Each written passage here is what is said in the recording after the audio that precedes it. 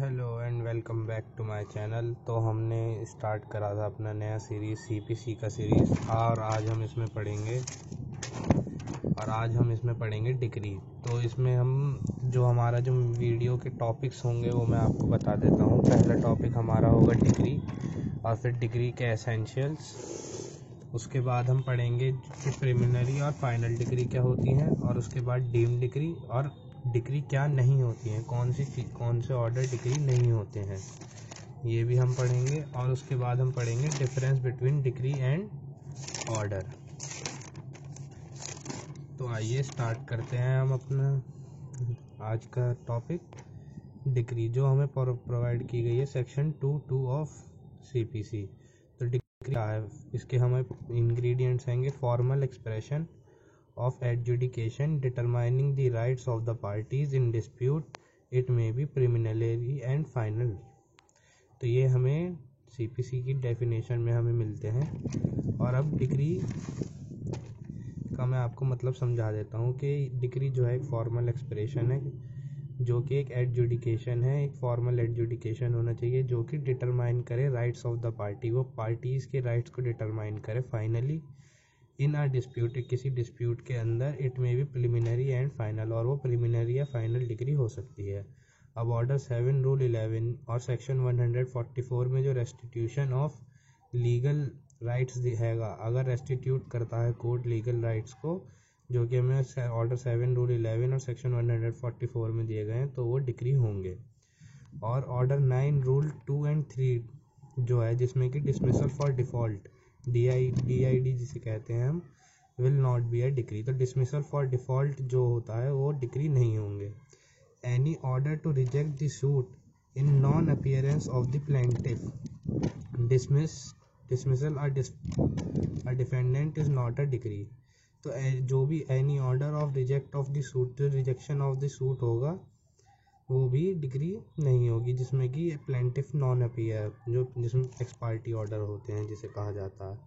और अब हम देखते हैं डिग्री क्या क्या होंगे। तो जो कुछ ऑर्डर्स होते हैं वो डिग्री होते हैं, और कोई भी ऑर्डर जो भी पास किया गया हो अंडर सेक्शन 144 में, वो भी डिग्री होते हैं। और ऑर्डर 7 रूल 11 जिसमें कि रिजेक्शन ऑफ प्लेंट दिया गया है, वो भी डिग्री है। कब है वो decree? When no cause of action has been written in plaint. तो जब कोई भी कॉज ऑफ एक्शन प्लेंट में रिटन नहीं है, तो वो भी एक डिग्री होता है। अंडर वैल्यू है कोई suit, no sufficient court fee has been paid barred by law, और if the plaint in duplicate has not been filed by the plaint. तो और ऑर्डर 4 रूल 12 और ऑर्डर 7 रूल 9 भी मान्य नहीं है। अब इसमें हमारा एक केस है S Satnam Singh versus Surendra Kaur and others, AIR 2009। Decree is a formal expression of an adjudication determining the rights of party finally in dispute, it may be preliminary and final. तो ये कोर्ट ने दिया था। अब प्रिलिमिनरी और फाइनल डिग्री क्या होती हैं? तो राइट टू रिडीम जो है वो प्रिलिमिनरी डिग्री है। Degree of partition of joint Hindu family, तो पार्टीशन जो जॉइंट हिंदू फैमिली में होता है वो प्रिलिमिनरी और फाइनल डिग्री होती हैं। अक्षुफा भी एक प्रिलिमिनरी और फाइनल डिग्री है। इन दोज केसेस, अब इसमें बताया गया कि कौन सी डिग्री प्रिलिमिनरी और फाइनल मानी जाएंगी, इन्हें हम टेस्ट कैसे कर सकते हैं।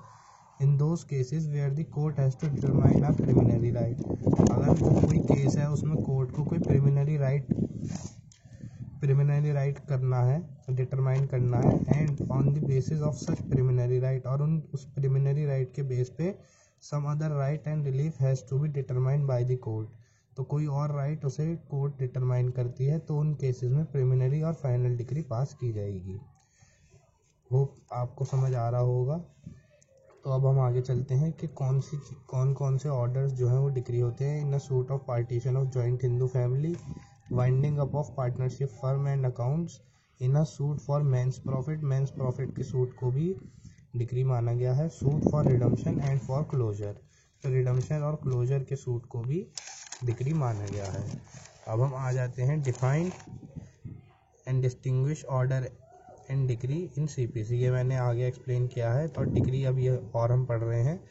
और रिजेक्शन ऑफ प्लेंट जो है ऑर्डर 7 रूल 11 में दिया गया है, वो भी एक डिग्री है।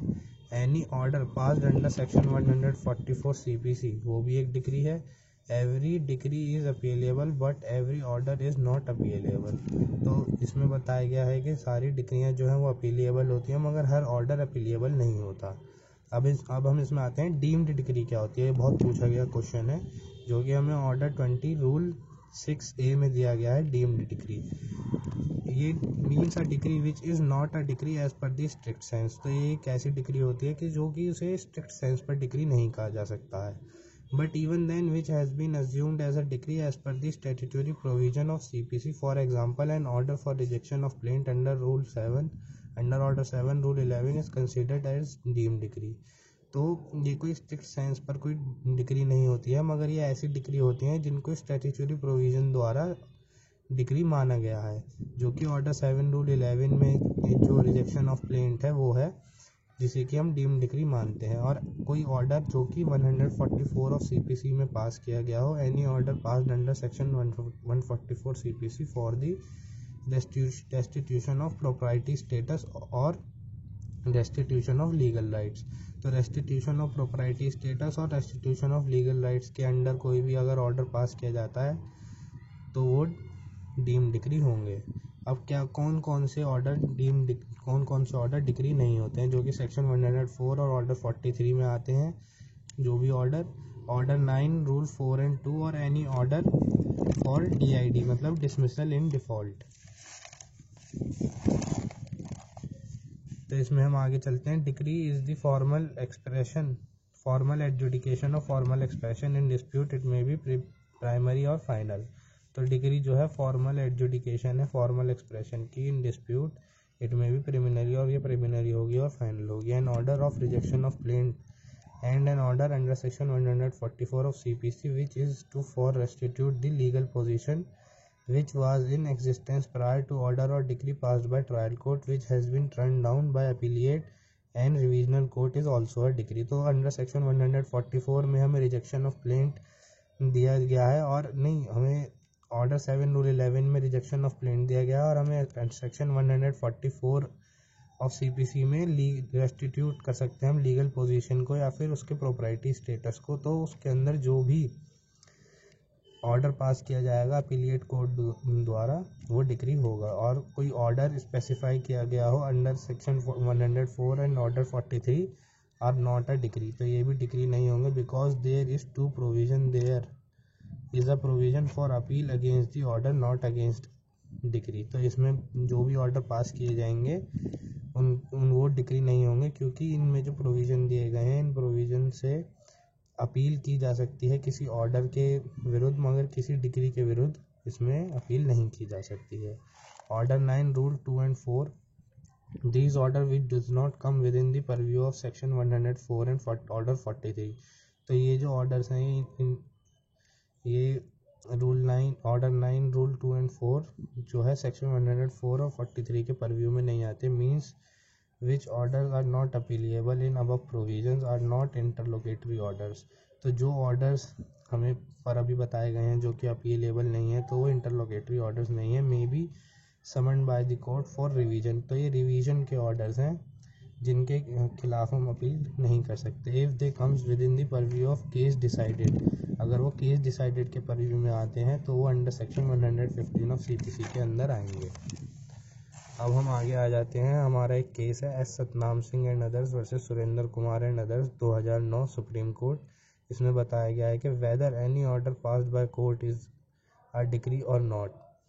तो कोई भी ऑर्डर पास जब किया जाता है किसी कोर्ट द्वारा तो वो डिक्री कैसे माना जाएगा। To determine this following test should be pass. तो ये हमें एसेंशियल्स दिए गए हैं डिक्री के। तो there must be an adjudication.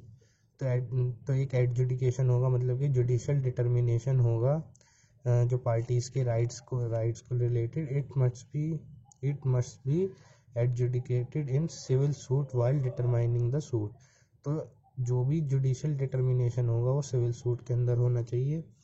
It must have determine the rights of party. तो ये राइट्स ऑफ पार्टी को डिटरमाइन करना चाहिए in regard to the matter under the consideration of the court. Consideration of court के regarding it must be of conclusive nature. तो एक ही conclusive nature का होना चाहिए कि इससे कंक्लूजन निकल रहा हो और ये एक फॉर्मल एक्सप्रेशन होना चाहिए। तो अगर ये 5 एसेंशियल्स उसमें है तो वो एक डिक्री माना जाएगा। अब हमें इसमें एक केस है Jethanand and sons versus state of UP AIR 1961 supreme court. For a decree it is necessary that a suit has been instituted and both parties has made the assertion and denial of the facts in the suit, and on the basis of evidence produced by both the parties the court has adjudicated the matter, which determine the rights of the party in controversy finally, which explicit is formal expression is known as a decree।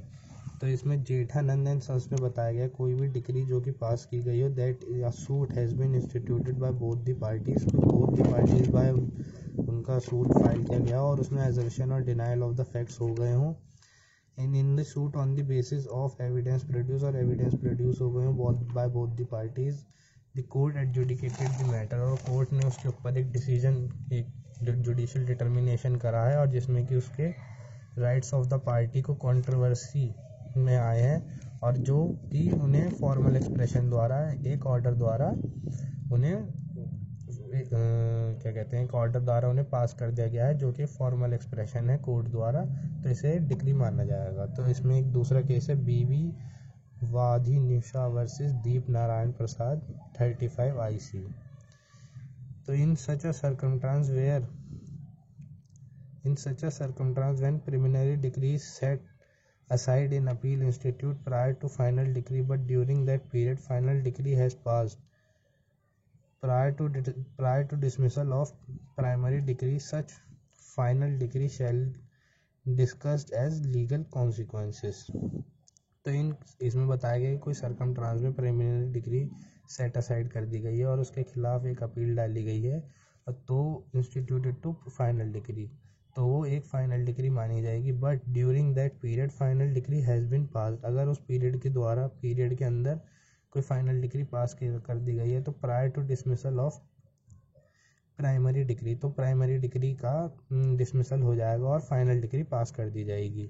और ये क्योंकि ये एक legal consequence है, अगर मान लीजिए court एक प्रिलिमिनरी डिग्री पास करती है और उसके बाद पास करने के बाद उसको फाइनल डिग्री भी पास कर देती है उसी केस में, तो प्रिलिमिनरी डिग्री तो वो ऑब्वियस सी बात है वो डिसमिस हो जाएगी। It is the legal consequence of dismissal of primary degree even without any formal order, तो बिना फॉर्मल ऑर्डर के ये एक लीगल कॉन्सिक्वेंस है जो प्राइमरी डिग्री डिसमिस हो जाएगी।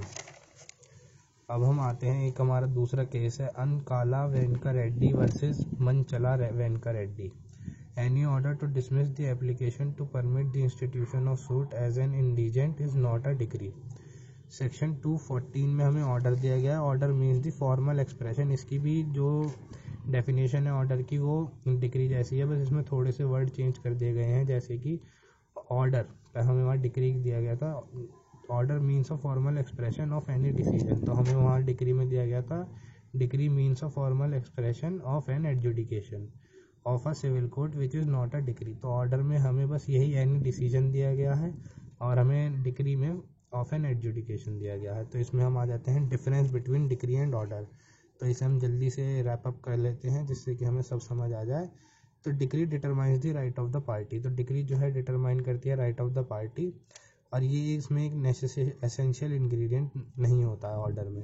अपील इज़ परमिसेबल, ऑर्डर 41 में दिया गया है डिग्री के अंदर। Every order is not appealable, such order are appealable which has been incorporated in section 104 and order 43। Decree determines the matter finally, it is not necessary that every order must determine the finally. Second appeal is permissible if there is substantial question of law, if the valuation of decree is more than 25,000. No second appeal is against order. Every decree involves order, while every order may not be ground to form an decree. Second degree in a suit, two degree in a suit, preliminary and final, no any number of order in a suit, interim, interlocutory, final order। और ये हमारे दो case हैं जो कि हमें बहुत main case है, हमारे पुराने केस हैं। R Venkata Rao versus Satyabai AIR 2003 और Phoolchand versus Gopal Lal AIR 1967 Supreme Court more than one preliminary और फाइनल डिग्री। इसमें बताया गया कि एक सूट में प्रिलिमिनरी और फाइनल डिग्री पास करी जा सकती है। Thank you. अगर आपको मेरा ये वीडियो पसंद आया हो तो आप इसे लाइक शेयर एंड सब्सक्राइब कर सकते हैं।